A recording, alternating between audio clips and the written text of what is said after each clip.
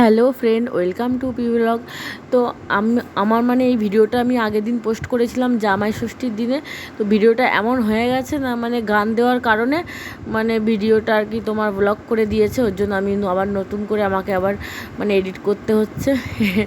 তো দেখো এখানে খাবার দিয়েছি চিংড়ি মাছ, আর এমনি এটা মাছ ভাজা, আর এখানে আছে বেগুন ভাজা, আর এটা হচ্ছে কচুর শাক দিয়ে ইলিশ মাছের মাথা দিয়ে, ওখানে আছে মিষ্টি দই, ল্যাংচা, আর এটা হচ্ছে চিংড়ি মাছ পেঁয়াজ রসুন দিয়ে রান্না করেছি, আর এটা হচ্ছে সর্ষে ইলিশ আর মাটন, আর ফল দিয়েছি। আর ডাল টাল করিনি, কারণ মানে সবসময় তো তোমরা জানো সবসময় আমাদের ডালটা মানে খাওয়া হয়, কারণ নিরামিষ চলে, নিরামিষের দিনেই আমরা ডালটা খাই।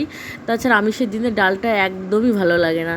হ্যাঁ, তো ওর জন্য ডালটা আমি করিনি, বাস এই দিয়েই খেতে দিয়েছি। তো কেমন হয়েছে অবশ্যই তোমরা কমেন্ট করে বলবে, ঠিক আছে? আর তোমরা কে কে গেছো জামাই ষষ্ঠীতে সেটাও কমেন্ট করে বলবে।